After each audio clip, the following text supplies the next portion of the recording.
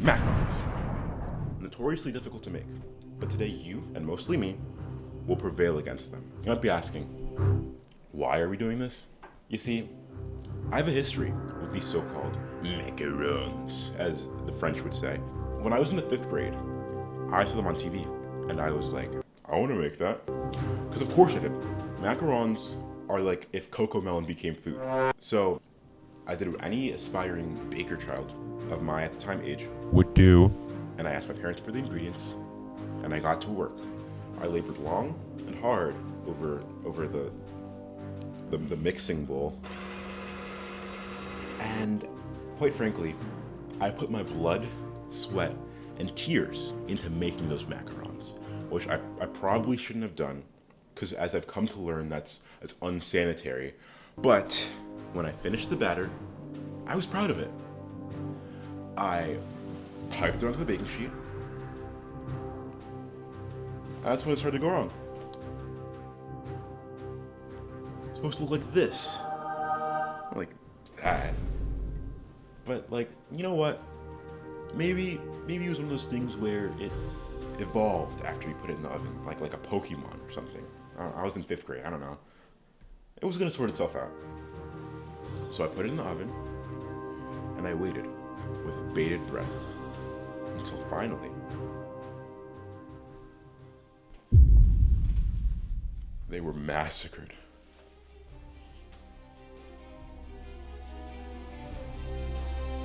I was inconsolable. To ensure such tragedy would never happen again, I hung up my chef's hat, and I never even looked at a macaron ever since. Until today. First order of business would probably be getting the ingredients, which I have ready because I am very prepared right now. I have them just all together, and I'm not gonna look for them right now. I'm simply stretching. If you can't tell, I was lying. I was completely unprepared. I had barely even looked at the recipe yet, but whatever. It's whatever. All I had to do was just gather the ingredients, which should probably take like a minute at most. See? So, I have the eggs, powdered sugar, I have the almond flour, the salt, and the sugar. Yeah, I came into this a bit unprepared, but quite frankly, I think I was on track to reclaim my 5th grade honor in a matter of 1, maybe 2 hours. So, the first step is to place egg whites into a metal mixing bowl and refrigerate overnight. So I did what I could. Now you guys can see. Right? Look at this. Look at this.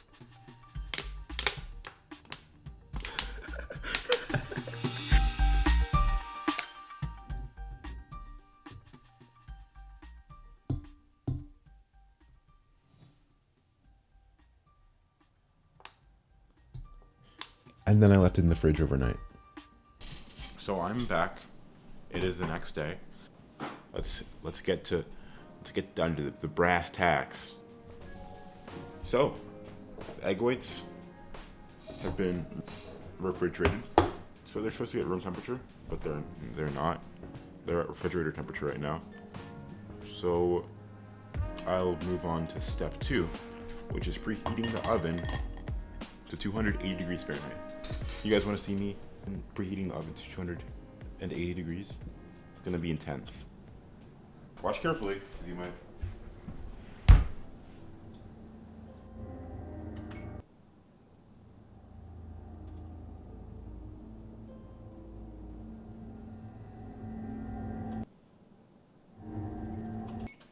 my camera stopped recording pretty shortly after that, so you just end up missing like the entirety of step 3, mixing together the powdered sugar and the almond flour. But don't worry, I can act it up for you. All right. So got the powdered sugar here, right? Got the almond flour, right? And then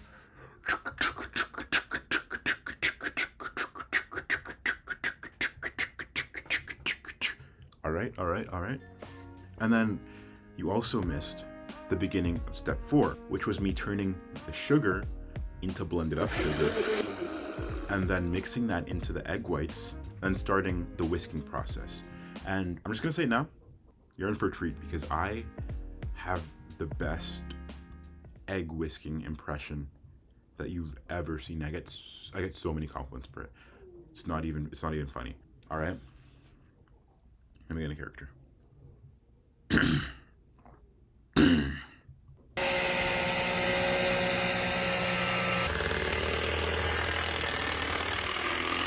Yeah, see, I told you. I tried out for America's Got Talent. They didn't call me back.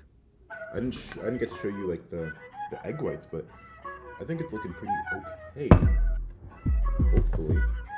But it's make or break time. Like, quite honestly, I'm terrified of what might happen in that oven today. All right, the batter's almost ready, but it's time to add food coloring. So I add food coloring, and I bought 3 of them because I was gonna do like a little thing where I could split it up and like have like a little colorful thing, like go full Cocomelon. But they're expensive, and I want 2 refunds, so picked red. Because I'm a red-blooded American. I love my Muggle beer. I love my rifles. I love my truck. Driving on the interstate. I'm not in food coloring. It's gel food coloring. I had to get it at like Michael's, and it's not pouring. Because of course there's gonna be a little seal.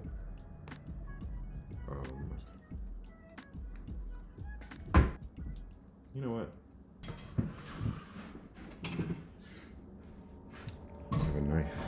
I have a knife. All right? I'm gonna do it. All right. Hopefully. Ooh.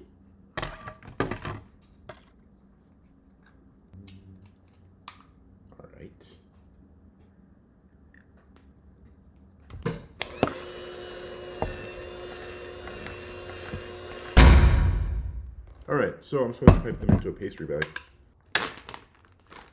Fellas, fillettes, as we speak, I'm preparing my homemade pastry bags to pipe the batter onto the sheet.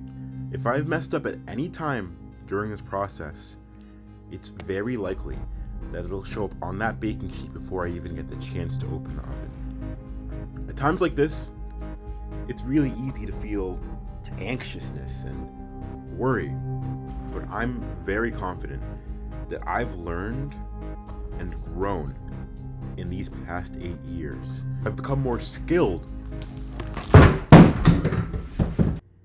Forget what I was saying, actually. Just put a pin in that, forget it. Thankfully, nothing was spilled because it's thick ASF. I was able to get all the batter into the bag, which is good, because I can't mess this up. Not again. I should really stop stalling now, because it's...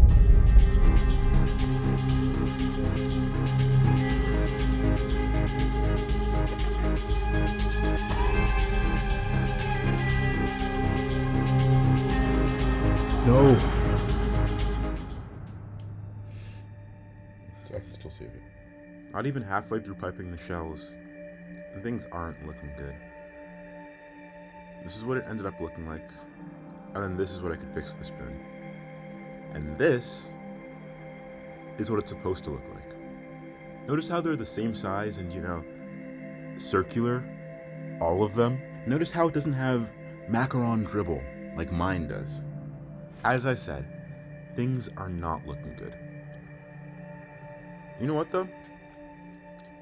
Maybe I'll be able to make at least one good macaron. It only takes 2 good shells, and that's actually doable this time, because that isn't just a bunch of shapeless sugar blobs like last time. Letting them bake in the oven is really going to be the only way to judge them though. So let's check in on baking me. I'll be back in 25 to 30 minutes, because it's supposed to like get crusty at that period of time, and that's a good thing. I've learned that they said. So I'll see you then. 25 to 30 minutes later. Crust has formed. I repeat, the crust has formed. It's now very crusty. You see, I can move it around without anything happening.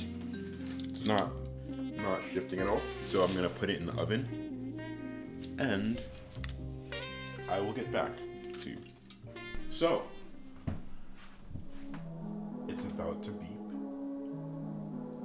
and I'm honestly getting kind of emotional. If this fails, okay, so it's beeping now. So let's see if my dreams are gonna be crushed. All right, you can shut up now. Thanks. Thank you. Shut the freak up. All right, so.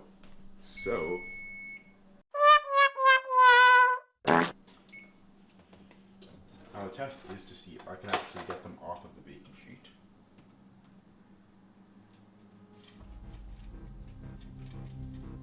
Yo. No. Yes. Okay. All right. So now the next thing is to see how it tastes. Not so fast. Making the perfect macaron isn't that simple. In order to determine whether or not I'm successful, we need something to judge the final product on, like a rubric. But how are we gonna know how and what to grade me on? Well, thank you, Kelsey from Cora. You are now the governing authority on all things macarons, I have just decided, seeing as you do bake French macarons on your own. I was able to gather from this 10-year-old Cora reply that a good macaron needs a good texture and appearance, it should be chewy, but not gooey, but also not crunchy, and it should have a nice skin layer and good feet. And no, not those feet. These feet. They should also be 1 inch in diameter, and they need a tasteful amount of filling, which means enough that it's there, but not too much. With all of that out of the way, it's finally time for the taste test, where we all get to see if I get to reclaim my 5th grade honor. I'm not nervous. You are.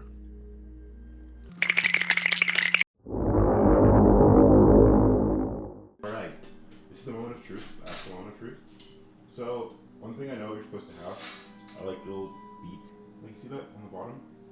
You're supposed to have that, which is actually pretty good. I'm pretty happy about that. So, what I've done is I made some buttercream filling. So I'm gonna spread it on, and now I'm gonna eat it.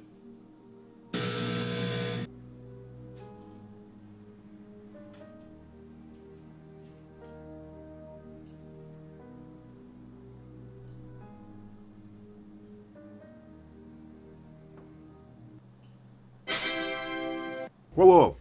Do not listen to him. That is tasting Byron, not judging Byron. He is way out of line.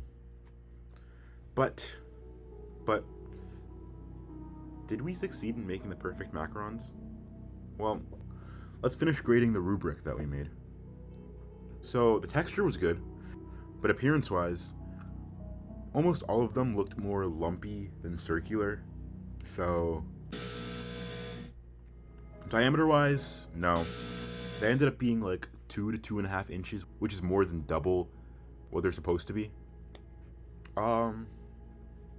But I guess looking at this rubric,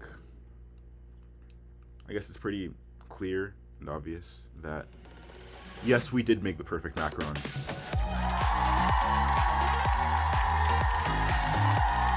Yeah, no, the macarons that I made were not very good, but they were better than the last time I made them. When I made them in 5th grade and I messed up that first time, it legitimately ruined my day. But 8 years later, I got better. Because it wasn't my first time making them anymore.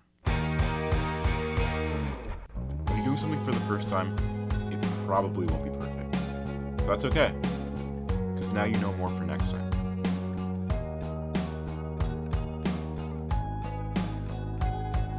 But hey, that's just how the cookie crumbles. It's because macarons are cookie crumble.